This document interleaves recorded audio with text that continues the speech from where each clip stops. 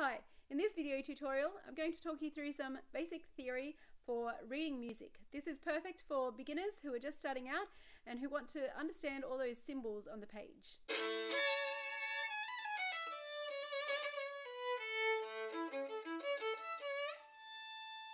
First of all, when we're reading music, we have our 5 lines here of our staff, or also called the stave.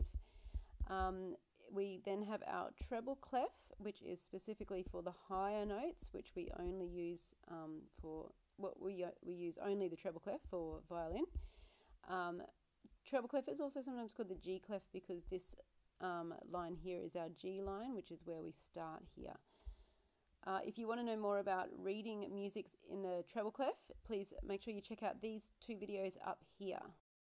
Clefs that are used in the string family are the alto clef. This is used by the violas. In the alto clef, this line here in the middle is our middle C.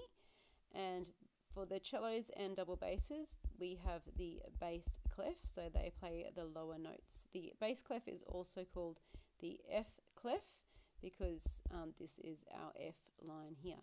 You will also come across what we call ledger lines. So these extra little lines that extend above or below the staff, just simply because the staff only has 5 lines and 4 spaces within that. So we need extra to reach the extra notes above and below that. So we use these ledger lines. Accidentals. So sharps, flats and naturals may be placed next to a note on the left-hand side, and a sharp will raise a note by a semitone, a flat will lower a note by a semitone, and a natural will bring it back to its usual natural position. You will also see sharps and flats used at the beginning of the line of music for the key signature.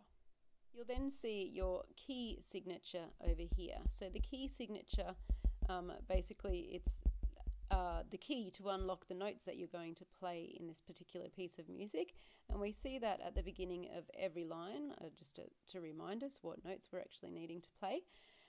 Then we have the time signature. This is only written on the first line because after that we have our bar lines and our bars between these bar lines, which each will add up to the same number that our time signature tells us. So 4/4 means we have 4 crotchet beats in a bar.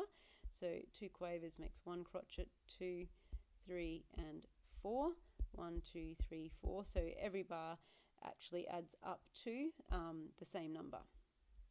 At the end of a line of music, or at the end of a piece of music I should say, you will get this double bar line, and that just means that's the end of the music.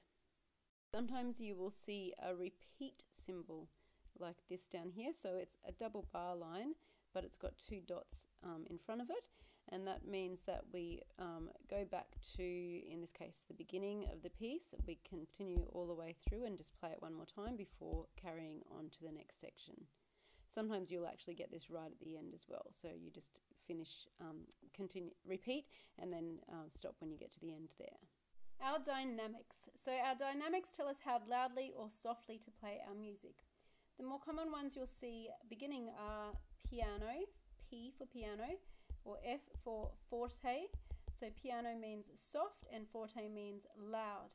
MP and MF, just put a mezzo in front of those words. Mezzo piano, mezzo forte. So mezzo meaning moderately piano or moderately loud.